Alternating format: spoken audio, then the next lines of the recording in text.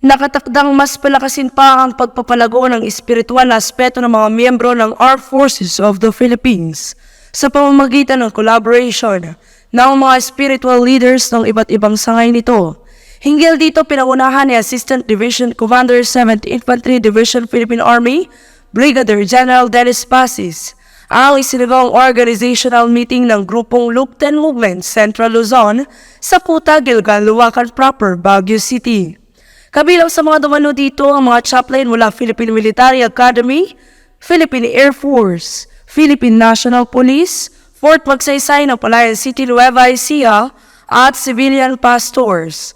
Tinalakay sa pagpupulong pagiging bahagi ng pagpapalakas ng kanilang pananampalataya at espiritual na kaganapan sa personal scorecard ng mga kasundaluhan. So pwede natin gamitin ang military for nation building by influencing these 7 sectors of society.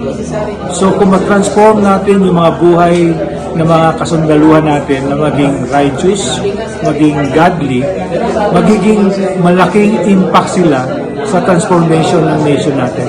So itong ginagawa natin ngayon is a collaboration of like-minded individuals and organizations para sa adhikain na to transform the nation.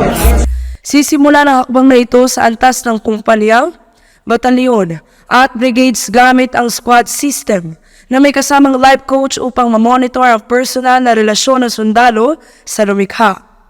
Layunin din itong itaguyod ang mas mabuting pag-uugali at pananaw sa buhay ng mga kasundaluhan na kumikilos ng may takot sa Diyos at may pusong mapagmahal sa mamamayan at bayan.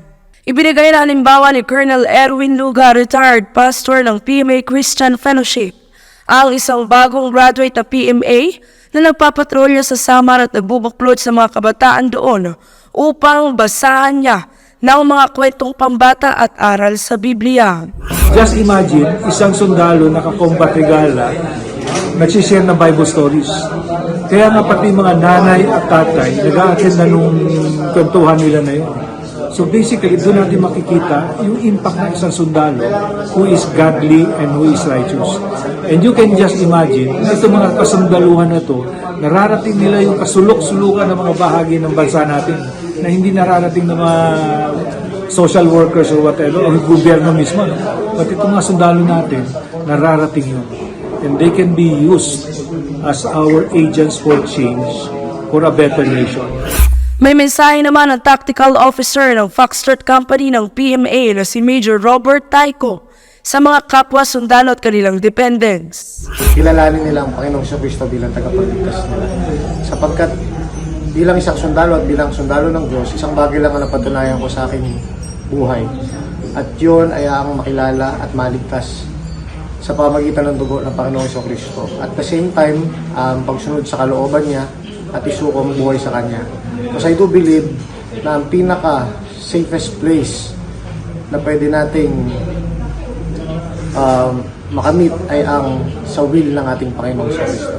Mula dito sa Luwakan Proper, Baguio City, ako si Judith M. Betchabe, ang inyong kaugnay.